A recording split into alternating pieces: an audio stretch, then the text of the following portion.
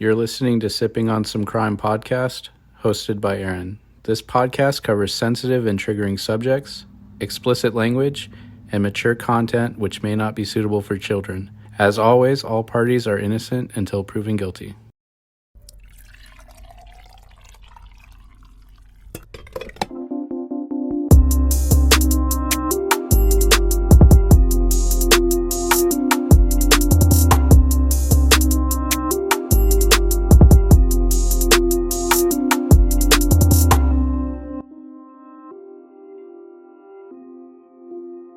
Today I will be covering the case of Inga Marie Hauser.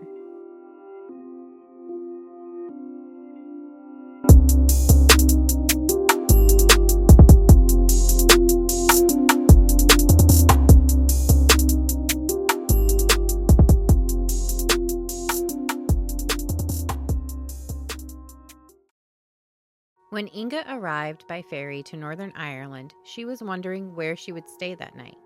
The 18-year-old had been backpacking through the UK onto Northern Ireland. She would be found murdered 5 days later in a picturesque forest. It's been 34 years of agony for her family, and her sister is pleading for Inga's justice. Inga's family lived in Germany and were a middle-class working family. Her father was a plumber, and that skill led him out to helping those in his housing community with plumbing needs. They had a tight-knit community where all the families knew one another and the kids played in the large backyard. One of those neighbors and childhood friends of Inga's was Christopher Roher. He lived on the same floor as Inga's family, and his doorway faced directly across from hers. Christopher says while Inga's family was very close, Inga had this ability to stand out a bit from all of them.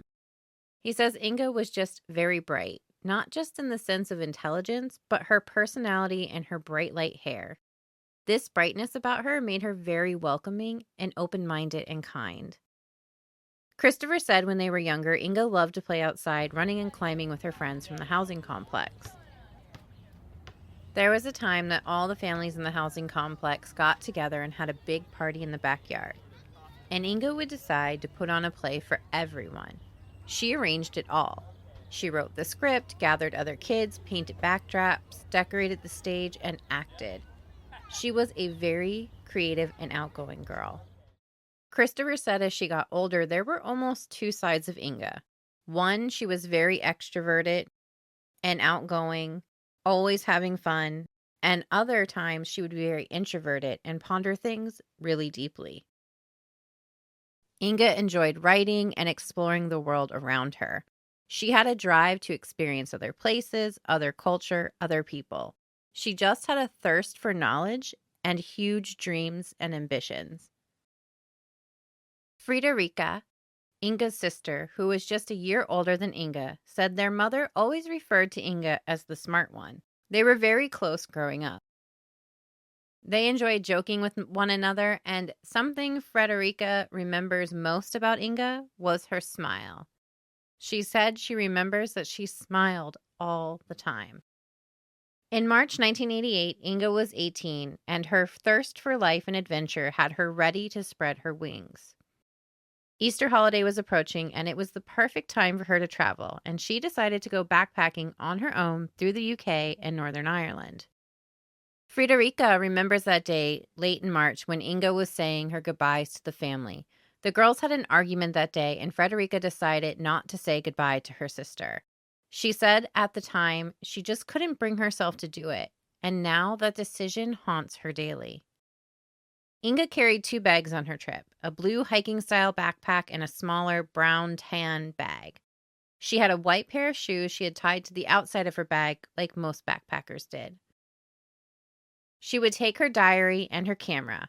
Those, along with phone calls and postcards sent to family and friends, would allow us to document her journey. Inga would depart Munich around Easter time, and her first stop would be London to visit friends. She would travel by rail using a pass that allowed her to travel anywhere on the railway in the UK.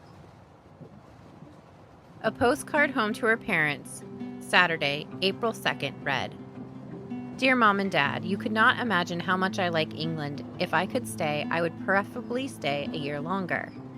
I am totally entranced by London, and you don't need to worry about me, for the people here are so lovable and willing to help, but I'm quite sure that I shall never be short of money.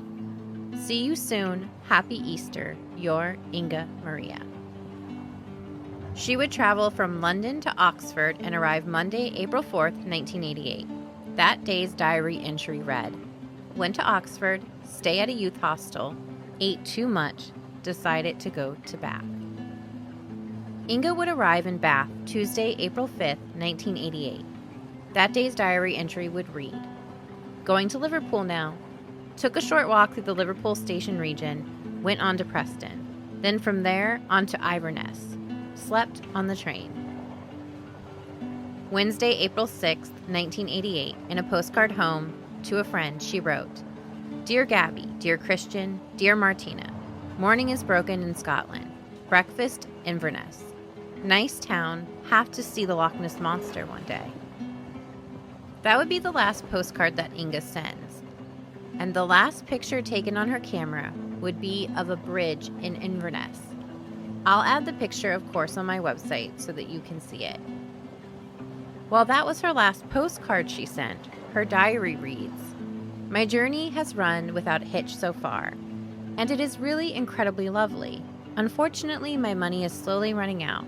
Going to Glasgow, now snowy mountains, wild landscape. Went from Glasgow to Ayr, and from there to Stranraer to get over to Ireland. Saw the sea, beautiful, mysterious. Wonder where I stay tonight. Need more money. There's also a sketch she made of a passenger on the train.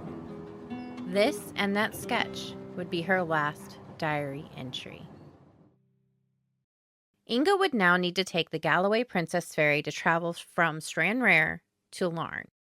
Based on her diary, ticket purchases and camera, as well as phone calls home and postcards, these parts of her travel are all things that we can confirm. From here, we must piece together the events after Inga boards the ferry. From now on, we're going to rely on witness statements given to investigators and reporters. Around 7 p.m., 2 older female passengers also boarding the ferry from Stranraer to Larne remember almost bumping into Inga in the loading lot. They were also behind her as they all boarded the ramp onto the ferry. Later that evening, one of those same ladies would see Inga across from her in the lounge without her bags she carried on. Inga would be sighted one more time on the ferry. This time she was on the deck, and again she didn't have her belongings with her. I believe they make a point to point out these sightings without her belongings because it's not typical for travelers to leave their belongings just sitting somewhere. They usually have someone watching them, and that's what people wonder. Did she have someone watching her belongings on the ship at this time? Had she struck up a conversation with someone and left her things with them while she walked around the ferry? The ferry would arrive and dock in Larne shortly after 9:30 p.m. that night, April 6, 1988. Inga's original plan based off of phone calls at home and her diary was to get off the ferry and take the 10 p.m. train to Belfast. However, the 2 women that had seen her on the ferry with them did not see her with the other passengers from the ferry as they boarded the Belfast train. More than 100 vehicles were on the ferry that night. There would be a witness, according to reporter Patricia Delvin, that would state that they saw Inga leaving the ferry through the passenger exit when it seemed like she had forgotten something. She turned around, going back to the ferry, most likely to grab belongings she had left behind. From there, it is theorized later by investigators that the passenger exit was then closed and Inga would have had to make her way out of the vehicle exit. You also have a witness sighting of a young girl matching Inga's description getting into a passenger side of a lorry. For those of us who didn't know what a lorry was, I had to look it up too. It's an equivalent of our semi-trucks in America. So what happened after Inga left the ferry? Northern Ireland at this time was not a safe place to be. They were going through the Troubles at this time. A journalist named Alison Morris said a foreign tourist in 1988 in Northern Ireland would be rare. The only people traveling to Northern Ireland back then would have been reporters or a war correspondent. She said people didn't come to holiday in the midst of such conflict. The violence was becoming so intense at the time, which is probably why her friends in London tried so hard to convince her not to go to Ireland. Inga had planned to spend some time in Ireland and then depart to meet her friend in Wales. Except Inga never arrived. All of Inga's communications with family and friends had abruptly stopped. Friends and family were beginning to become concerned about her. On April 20th, 1988, a sheep farmer looking for his sheep would be driving in a remote part of Ballypatrick Forest when he noticed something in the clearing about a mile away from the main road. When he took a closer look, he would realize it was the body of a female. Investigators would be called to the scene. It now had been 2 weeks since Inga's family and friends had heard from her, and when the phone finally rang, it would be a call from the Northern Ireland Police Department informing the Hauser family that they had found Inga and that she had been murdered. It was Inga's mother's birthday. They would ask Inga's father to fly out to Northern Ireland to identify her. Friederike remembers being there when her family received the phone call, and they were all in shock. It was the first time she's ever seen her father cry. Her mother sat frozen, holding her head in her hands. The memory of that moment is something Friederike will never forget. Friederike said Inga's murder caused a rift in her family. Her parents blamed themselves, and Friederike blamed herself. There was so much hurt and feelings of guilt and blame that for a while, it really pushed everyone apart from one another. When investigators were called down to the scene, it took them some time to locate it. The part in which Inga's body would be discovered is not a part of the forest that tourists would be familiar with. Investigators knew right away, based on the location of where she was found, that this had to be someone familiar with these woods, and most likely someone local. Professor Jack Crane was a pathologist called to the scene. He said it was a very hard to find location, and he had to be directed to the scene. When he arrived around 8 a.m. that morning, he said it was cold, and the mist was rolling through the forest. It gave him a rather eerie feeling. Being that Ballypatrick Forest is such a beautiful place, and to find such a horrific scene in that beauty was something that he'll never forget. He had been briefed on her background, and knowing that this beautiful young woman came to holiday and she ended up this way, in this beautiful place, through such tragic circumstances, has always stuck with him. Inga was found laying face down on the ground. She had suffered a majority of injuries to her head and neck, and she was half naked. Her belongings from her backpack were scattered around her.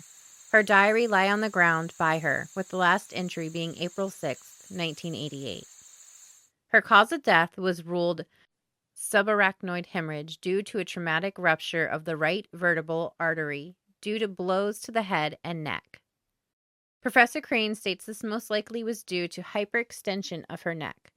Based on the evidence at the scene, Professor Crane and investigators agree that this attack was most likely sexually motivated. Professor Crane also believes that's why she sustained so many injuries, because she put up such a fight trying to save herself. The next part of the autopsy would send the investigation off in directions the investigation may have never needed to go. Based on the science at the time, Professor Crane would determine, based on the state of rigor mortis when Inga was found, that she had been deceased about 2 to 3 days. That set the investigation on a path to find out Inga's whereabouts between the 6th and around the 17th or the 18th. There was a public appeal from investigators from those in the community to think back the last few weeks and think if they had a friend or a relative acting strangely back then, to come forward and speak with investigators. Investigators didn't believe that a man hanging out with a new female companion for all those days wouldn't act out of the norm in some way, either by missing work or avoiding people or changing plans suddenly. It would alter their daily lives and their commitments in some way. While investigators in Northern Ireland began tracking down Inga's movements after leaving the ferry, her family would come to Ireland to speak with investigators and identify her remains. Investigators were able to build a partial profile of a male off the evidence collected at the scene. At this time, DNA profiling wasn't what it is today, but with the technology they had in '88, they were able to establish that this was a male profile, but didn't yet have the technology to go further than that.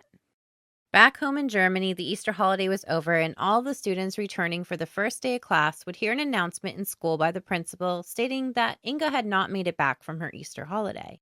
School friend Eva Roher said that when they heard the announcement, they figured that Inga had just missed her train back or something to that effect.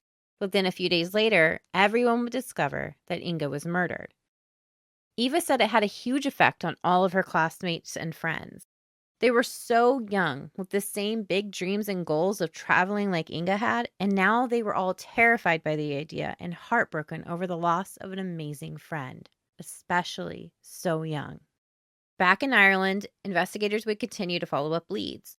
Up the coast from Larne in Ballycastle, which is very close to Ballypatrick Forest, there would be a sighting of a young girl hitchhiking that matched Inga's description, and several people locally also state they saw this same girl matching Inga's description on April 17th, hitchhiking in the northern Antrim area.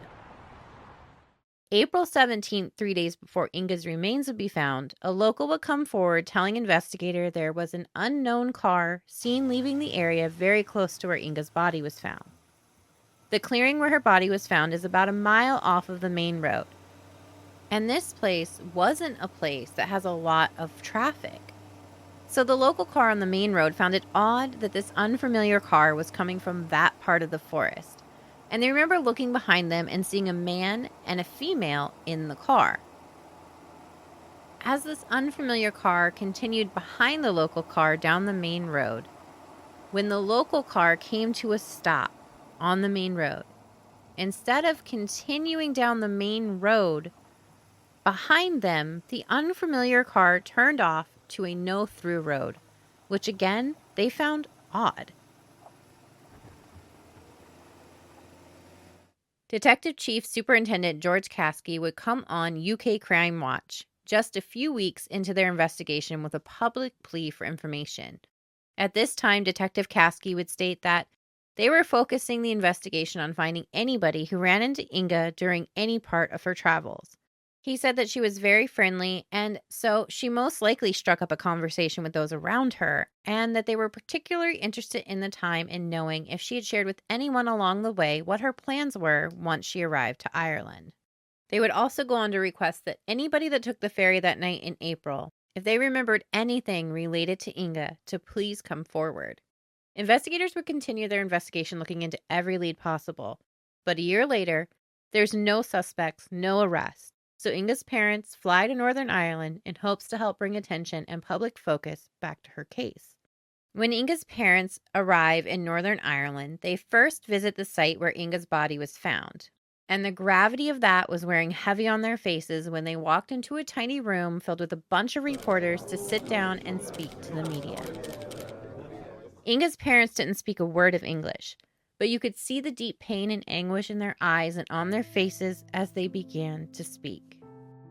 Inga's mother would say the grief of the loss of her child has made her deeply sympathetic with the mothers of Northern Ireland who have lost their children from the Troubles.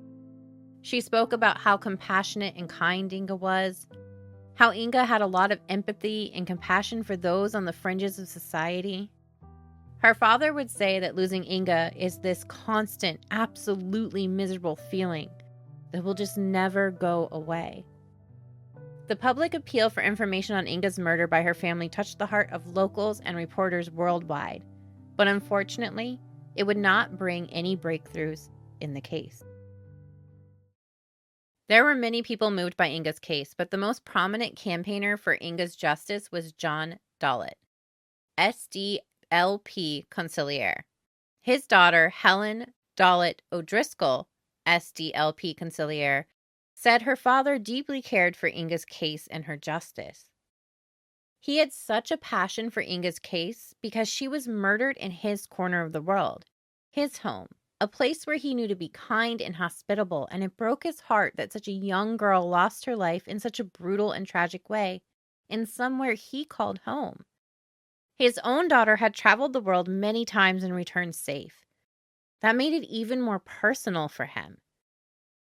John Dollett would be the Hauser's only representation in Northern Ireland, and he would continue to push the police to investigate and keep the light on Inga's case, as well as garner media attention to her case.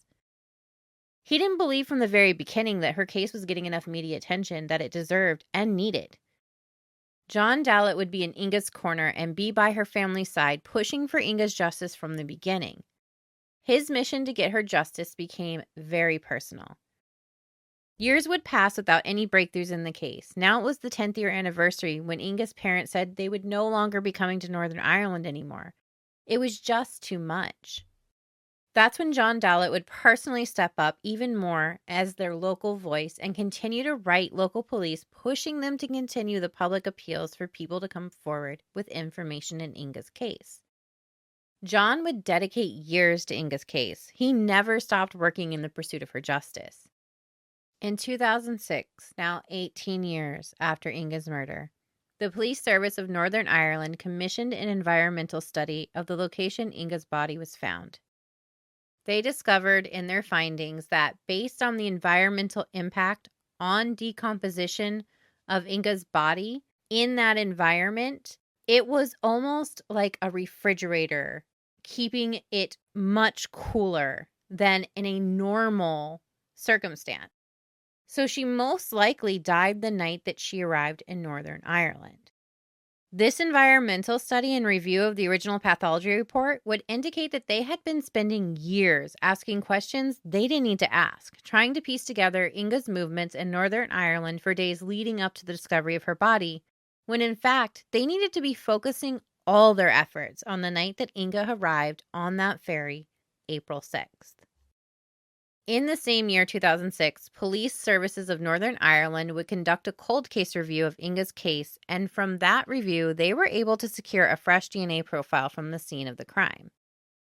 DNA had come a long way, and with this new profile, they discovered a conclusive link to someone who had been in contact with Inga near the time of her murder.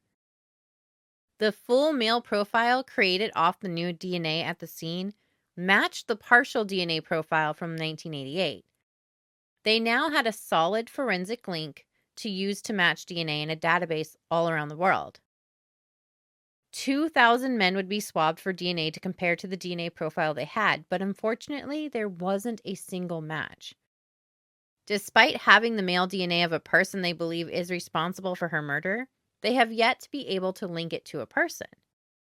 As frustrating as all this was, investigators at the same time were now given a new direction, and after 18 years, that might not seem like a breakthrough, but in a lot of ways, it re-energized their efforts. Now they knew the right questions to be asking.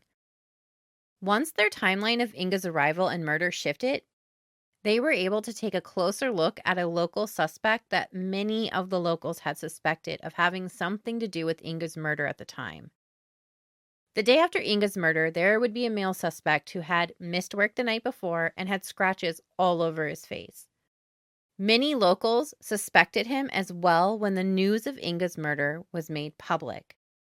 In 2011, police of Northern Ireland Detective Raymond Murray would become the lead on Inga's case, and he would shift the focus to the specific individual and villages in North Antrim area. Investigators again would make a public appeal saying they believed a small number of people have the information vital to Inga's case. Detective Chief Superintendent Raymond Murray said it's important that they identify this man, as he was never officially identified back in 1988. People in town back then were openly voicing their suspicion and concern about this person amongst certain circles in the community. And now they needed someone from that community to come forward and openly identify this male. Police would decide at this point to share their official theory with Inga's family. They believe that the murderer was on the ferry that night with Inga, or that she met them right after deboarding the boat. They were very vague about what their exact theory is, even to the public when pressed by reporters, but they maintain that Inga was never seen on the platform of the train to Belfast. How are they so certain of this, and why are they not telling us? There are some articles that state it's because there was footage to prove that she wasn't on the train platform. But were there security cameras on the platform back then? I don't have that answer. They told the family that they believe they know exactly who is responsible for the murder. However, as confident as they are that this man and a few others are responsible for Inga's murder and concealment of her murder, their chief suspect's DNA does not match the DNA profile found on Inga's body. They now stand firm that he is their chief suspect in her murder, and investigators believe that the DNA located on Inga's body could possibly be from someone she met on her travels before arriving to Ireland, which would make sense why the DNA does not match their suspect. It's not just investigators that believe this man and what seems like 3 particular individuals involved, 2 in her death and 1 in the concealment. But John Dollett believes that it was this person as well, as so many other people in the community. In 2017, a reporter named Patricia Devlin from the Sunday World went to this small community that investigators believe the suspect lives. She decided to see if she could speak with locals about Inga's case. Patricia had seen the public appeals throughout the years for information in Inga's case and decided to dig into it deeper herself. She began questioning the locals, and it was clear that nobody wanted to talk about Inga's case. She got the sense that they knew exactly who did it and refused to even acknowledge her questions. After spending some time with the locals, she said it was very clear who murdered Inga. She then decided to take some time before coming back to speak to the suspect on her own. It would be just before the 30th anniversary when Patricia and a colleague would head back to the small town and seek out the suspect. Patricia said the suspect did agree to meet at his countryside home, so her and her colleague headed up there in hopes she would be able to interview him. When they arrived at the suspect's home, her colleague waited in the vehicle as Patricia walked up the driveway and knocked on the suspect's door.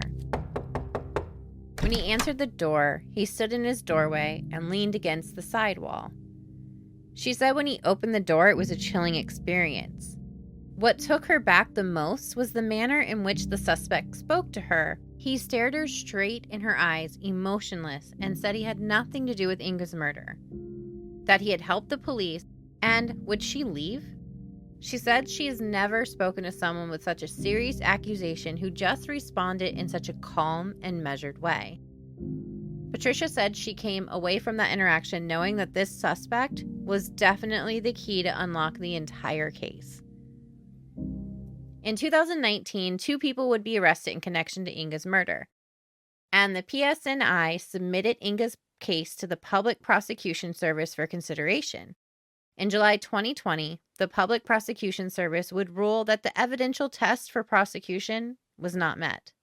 Inga's family would be notified via video call that the 2 men suspected of Inga's murder and the woman accused of withholding information would not be charged as they had hoped.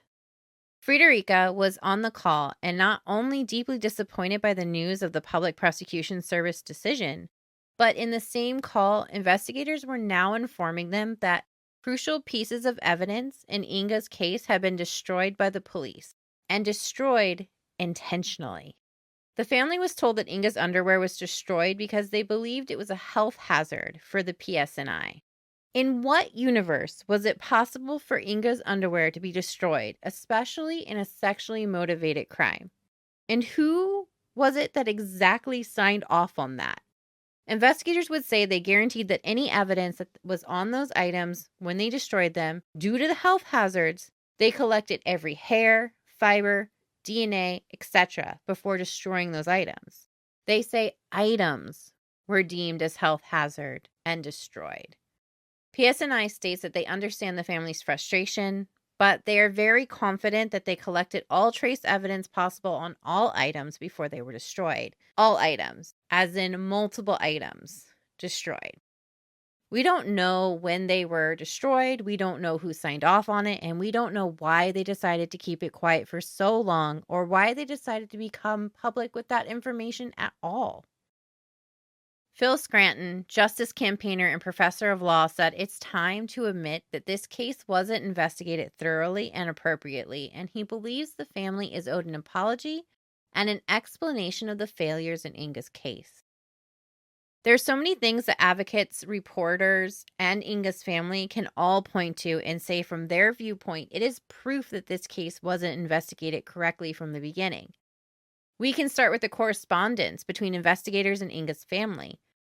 We will take a deeper dive into that a little later on, but just a quick glance at those correspondence would show that they were 10-year gaps between investigators reaching out and speaking to Inga's family about any case updates.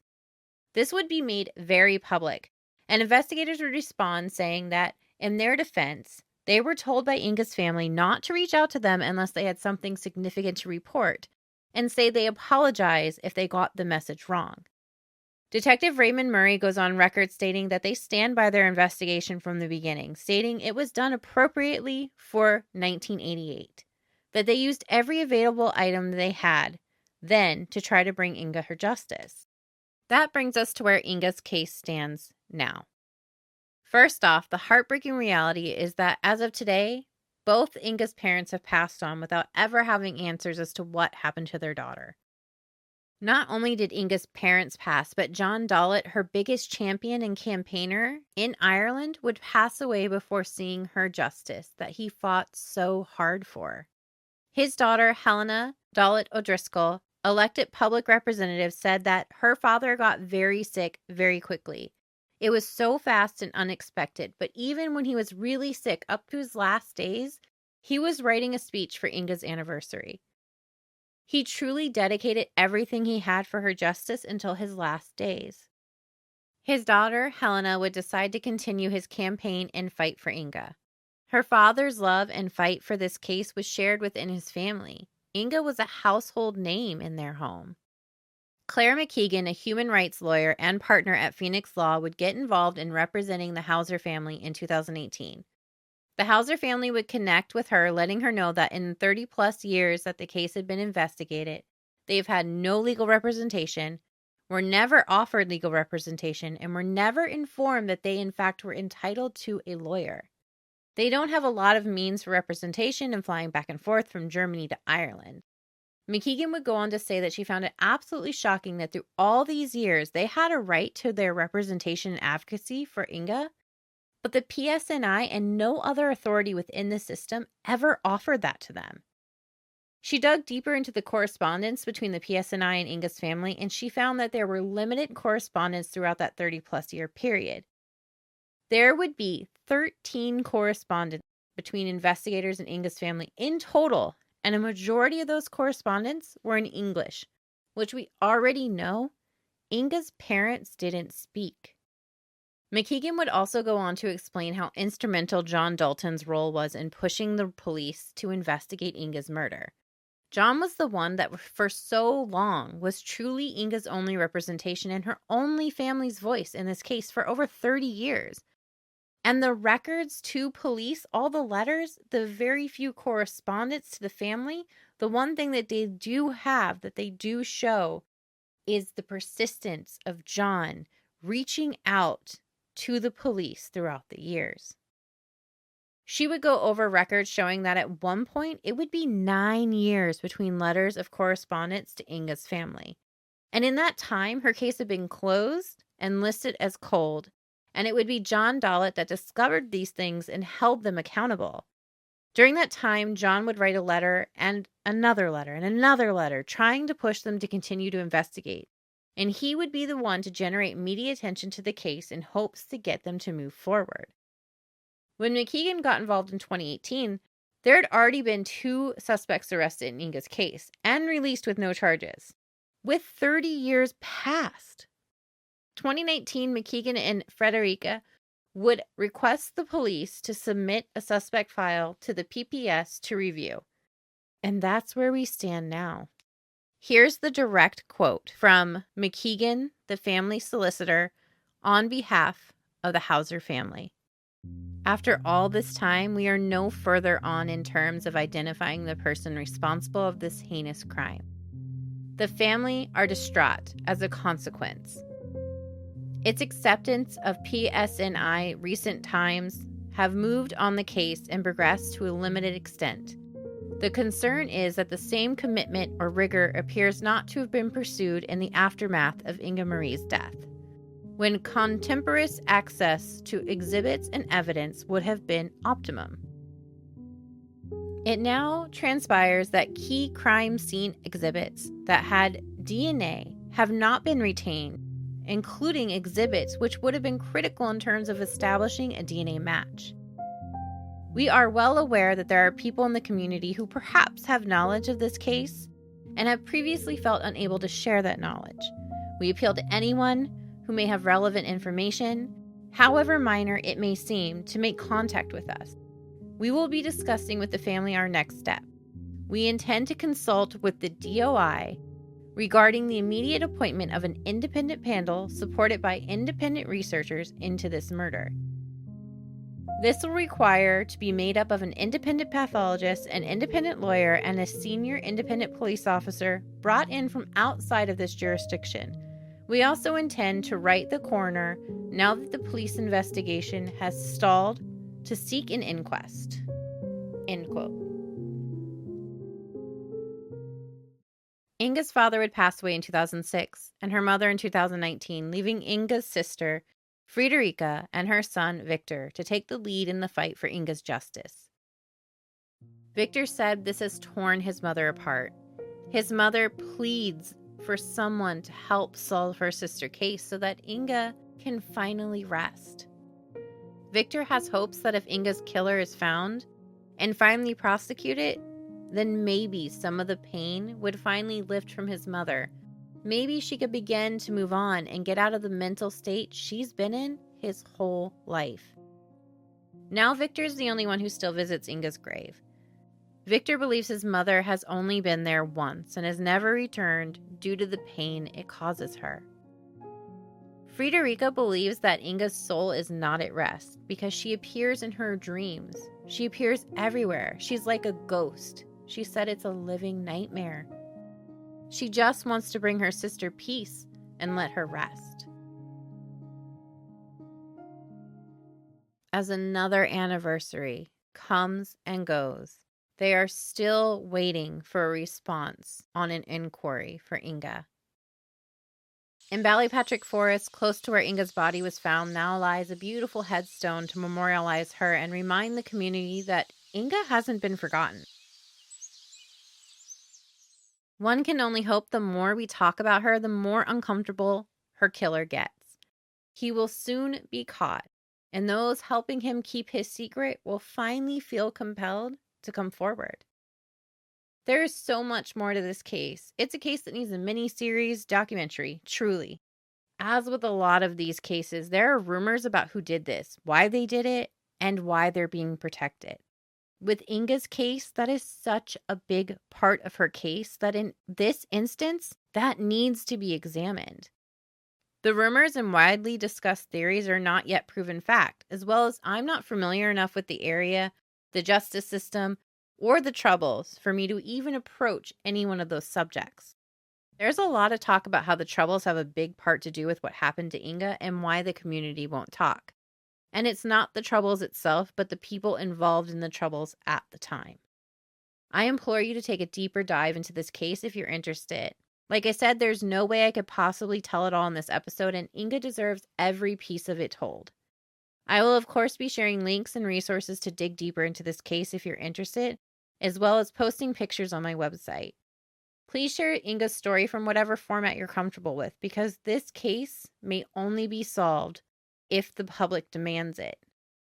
There's definitely things about this case that feel bigger than life obstacles, and for over 30 years, they've been able to maintain a secrecy around Inga's case.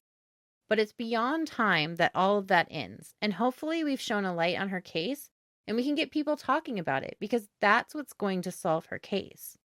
Thank you for joining me today for another episode, and if you're listening on Apple Podcasts or Spotify, I would truly appreciate you taking a moment to hit that subscribe button or to leave a review. It helps others find this podcast, and it helps other listeners hear these cases. Don't forget when you see those missing and murdered posts on social media to like, share, and retweet. Every time we share a face, we get closer to solving a case. Until next time.